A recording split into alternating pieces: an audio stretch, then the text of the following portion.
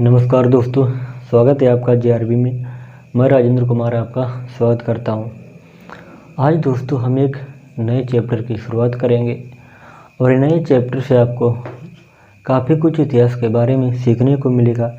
यदि आपको इतिहास को गहराई से समझना है, सीखना है, तो क्लास के एंड तक बने रहिए। आपको कुछ न कुछ बेहतर सीखने को मिलेगा। इससे पहले भी जो वीडियो हमने अपलोड किए हैं इतिहास के, उनमें भी काफ़ी कुछ अच्छी चीज़ें बताई गई हैं और इतिहास को एक सही तरीके से चर्चा की गई इतिहास पर। आज का जो टॉपिक है हमारा दोस्तों, वो है हमारे प्राचीन भारत के बारे में आधुनिक इतिहासकार क्या कहते हैं। ये दोस्तों हमारा टॉपिक है।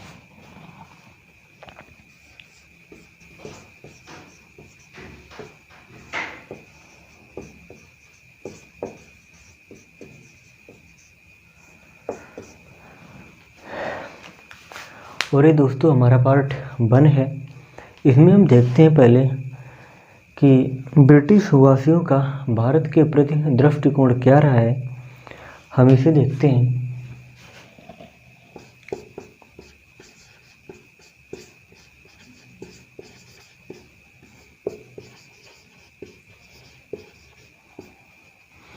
ब्रिटिश का भारत के प्रति दृष्टिकोण वह ये दोस्तों क्या कि जो हमारे प्राचीन समय से जो हमारे शिक्षित भारतीय रहे हैं, उन्होंने रामायण, महाभारत,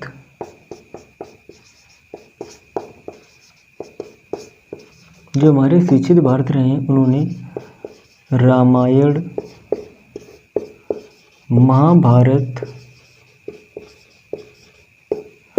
और महाकाव्य,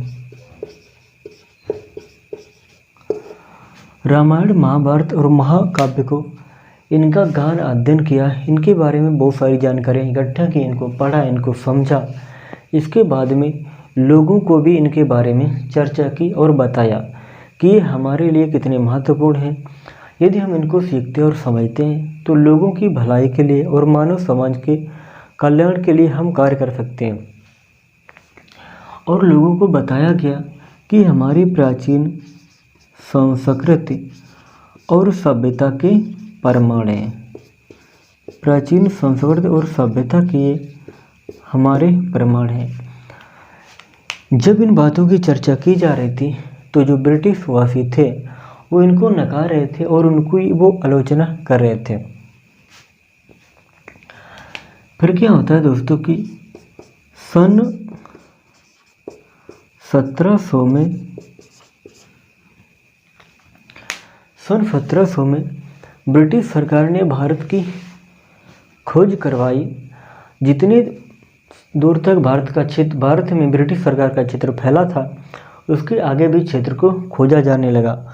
उस समय कहते हैं कि ब्रिटिश सरकार का कहना था कि हम भारत की भलाई के लिए ये सब कर रहे हैं, ज़्यादा खोज करवा रहे हैं, लेकिन वास्तविक रूप से इनका जो मेन मकसद था अपने हितों को पूरा करने के लिए ब्रिटिश सरकार भारत की अधिक से अधिक खोज करवा रही थी कि हमें कहाँ से कौन सी चीज़ें प्राप्त हो सकती हैं जो हमारे विकास के लिए महत्वपूर्ण साबित हो सकती हैं।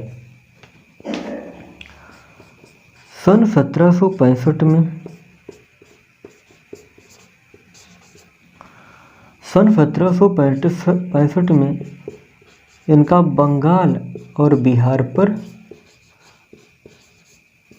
कब्जा हो जाता है।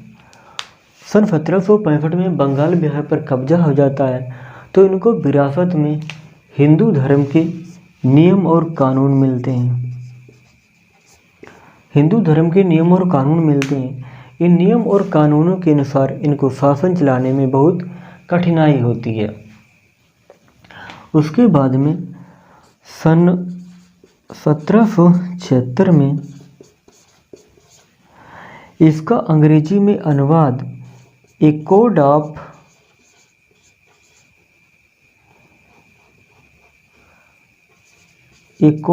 जेंटो लॉज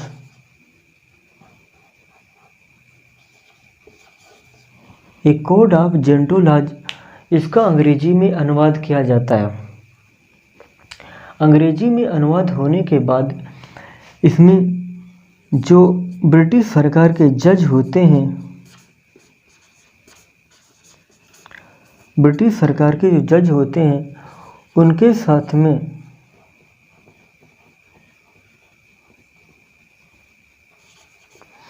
ब्रिटिश सरकार के जज होते हैं उनके साथ में जब हिंदू धर्म के न्याय की बात होती है तो उनमें पंडितों को नियुक्त किया जाता है, और जब मुस्लिमों के लिए बात होती है तब उनमें मौलवियों को नियुक्त किया जाता है।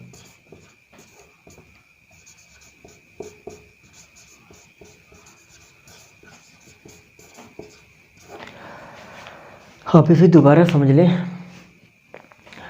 जब इसका अंग्रेजी में अनुवाद हो जाता है तब उसके बाद में जो ब्रिटिश सरकार के जज होते हैं न्याय के मामले में हिंदू धर्म के साथ, जब हिंदू धर्म की बात होती है तो उनके साथ में मौलवियों को पंडितों को नियुक्त किया जाता है, और मुस्लिम में न्याय के मामले में मौलवियों को ब्रिटिश जजों के साथ नियुक्त किया जाता है।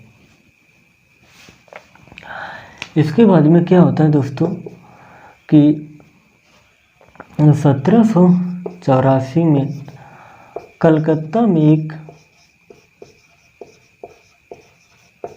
कलकत्ता में एशियाटिक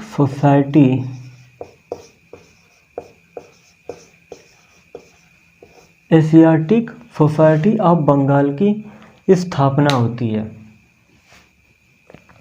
और इसकी स्थापना ब्रिटिश सरकार के एक प्रशासनिक अधिकारी होते हैं, यानी प्रशासनिक अधिकारी एक IAS अधिकारी होते हैं जिनका नाम होता है सर जॉन शोर होता है नाम। ये इसकी स्थापना करवाते हैं एशियाटिक सोसाइटी ऑफ बंगाल की, और ये स्थापना इसकी 1746 से 94 के बीच में इसकी स्थापना करवाते हैं, और इन्होंने ही सबसे पहले संस्कृत,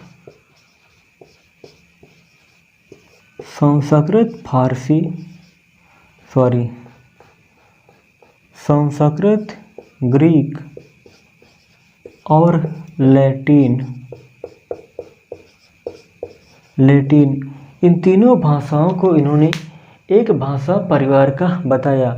एक भाषा परिवार का मतलब है कोई एक परिवार है, उस भाषा परिवार की तीनों भाषाएं इन्होंने बताया, और इन्होंने ही जो विश्व प्रसिद्ध नाटक है अभिज्ञान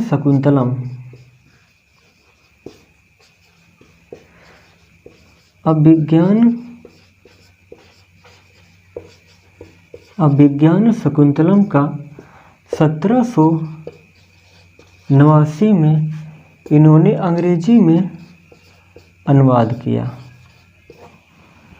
अंग्रेजी में दोस्तों इन्होंने अनुवाद किया। अब हम दोस्तों इसके बाद बात करेंगे कि भागवत गीता का अंग्रेजी में अनुवाद, भागवत गीता का अंग्रेजी में अनुवाद विली कंस ने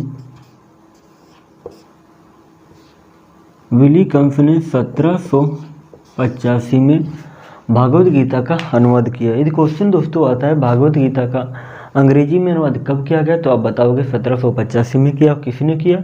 विली कंस ने किया, जो एक प्रशासनिक अधिकारी थे ब्रिटिश सरकार के। इसके बाद हम दोस्तों देखते हैं कि बम्बई में एशियाटिक सोसाइटी की स्थापना,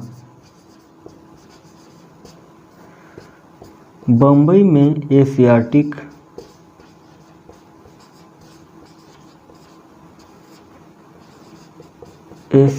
सोसाइटी, बम्बई में एशियाटिक सोसाइटी की स्थापना 1804 में होती है। और इसके बाद हम देखते हैं ग्रेट